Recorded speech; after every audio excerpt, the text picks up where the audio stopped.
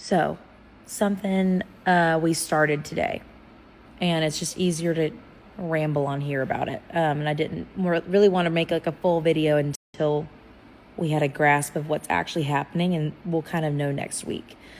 So Maggie did way better today. Okay, so Maggie yesterday we found out that she was beginning to be laminitic. So she had inflammation in the lamina, which when they are laminitic, it can turn into foundering, which can absolutely be fatal. And you have to catch it quick. And even if you catch it quick, sometimes it doesn't work. So we were icing her feet all day and have her on anti-inflammatories, and we had the farrier out and shot her with these really cushy shoes. She's so much more comfortable today. Her fever was also down today, which was great. But we're reevaluating on Monday with the vet, and right now we have to think about multiple things. I'm having to think about I've been crying off and on all day, honestly, about it. I have to think about Margot and Maggie, and I just don't know that what's best for each of them coincide with each other, and that's the really hard part. I don't think the best thing for Margot is the best thing for Maggie. And so we're running into the issue that Maggie looks like a dang dairy cow on her top line. And I think the only reason she's sustaining any weight is because we had her fatter than she's ever been going into this pregnancy. We had actively been we have to have her really fat because her babies drag her down a lot. And so after those 2 colic surgeries, 2 abdominal surgeries, and they're not able to feed her, and she's stressed, and she's yet as of yesterday back on her normal feeding schedule, and we've upped her oil and all these things trying to get calories into her body, which is also something to think about. Laminitis can sometimes be brought on by too sugary of a diet, and we truly don't believe that to be her case. We think it's her stress and her infection that brought this on.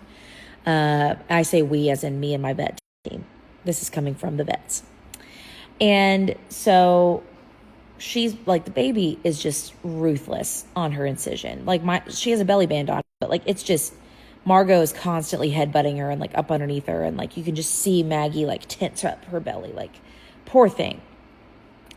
And then she it still is infected. She's doing better, yes, but it's still infected. She's on antibiotics for it. And she needs, because of her incision, not necessarily because of the laminitis. She needs to walk because of the laminitis, but she needs to not because of her incision. It's so awful. There's no winning, honestly. But she was perkier today and she was doing better.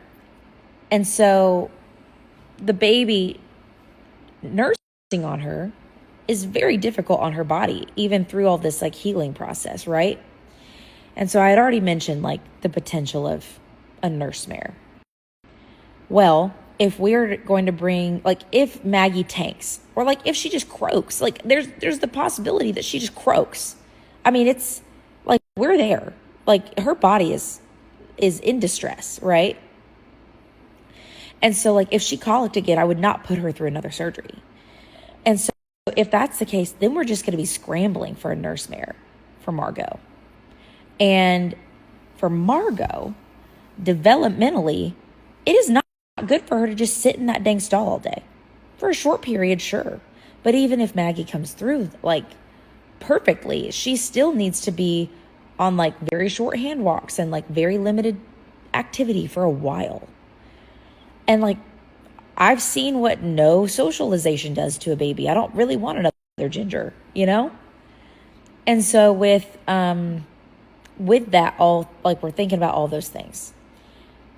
We started Gracie on medication today to help bring her into milk, because we don't want to be behind. We're already behind the 8 ball.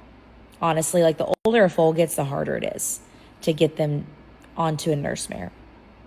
Gracie is 18, but keeps weight on great, doesn't ever get dragged down, and she is super sweet with her babies, and I truly think like it would work. But we have to get her into milk.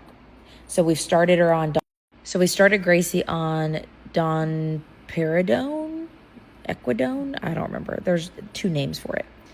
So we're starting her on that, and then, mind you, this is under the guidance of vets, and they are in agreement with this path we're on. We're preparing for the worst, right? Like, we might not need Gracie. We might not. But I would rather have Gracie ready and then give Margot the best chance at a normal development and normal foalhood, right? And so we're preparing Gracie, and so she's on this like paste, and then we had to order it, so it'll be Tuesday before we can start her on like progesterone and I think estrogen and like all of these things combined to bring her into milk.